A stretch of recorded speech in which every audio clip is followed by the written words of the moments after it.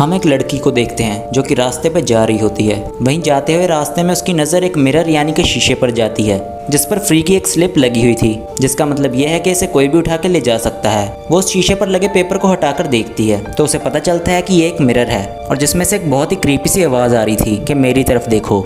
जिसके बाद वो उसे उठाकर अपने साथ ले जाती है और वो उसे अपने घर में ले जाकर रख लेती है।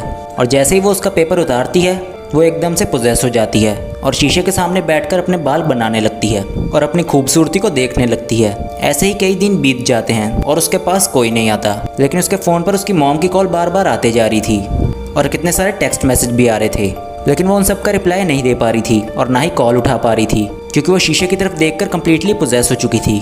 फिर कई दिनों बाद उसकी मॉम उसके पास आती है।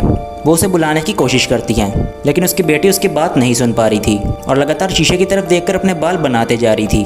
तभी जल्दी से उसकी मॉम शीशे पर एक कपड़ा डाल देती है, जिससे एकदम से उसकी बेटी का पोजेशन टूट जाता है। तभी उसकी मॉम उसे बताती है कि तुम मुझे बार बार इग्नोर क्यों कर रही थी और तुम कितने दिनों से मेरी कॉल भी नहीं उठा रही थी। इन सब बातों को सुनकर उसे कुछ भी समझ में नहीं आता और वो कंफ्यूज हो जाती है। पर तभी अचानक से वो कपड़ा शीशे से नीचे गिर जाता है और वो दोनों उसमें देख लेती हैं। जिसके बाद दोनों शीशे के सामने बैठकर खुद की सुंदरता देखने लगती हैं और ऐसे ही बैठे हुए उन्हें कितने हफ्ते बीत जाते हैं। जिसके बाद जब हमें इनके चेहरे दिखाए जाते हैं तो वो बिल्कुल ही नीले और फेड हो चुके थे और ये सब इतने दिनों से खाना ना खाने की वजह से हुआ था।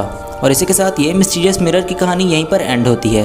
आपको अगर ये वीडियो अच्छी लगी हो तो इसे लाइक ज़रूर करना और चैनल पर नए हो और अभी तक सब्सक्राइब नहीं किया है तो अभी सब्सक्राइब कर लो नोटिफिकेशन बेल के साथ ऐसी और अमेजिंग वीडियोज़ के लिए। Thanks for watching.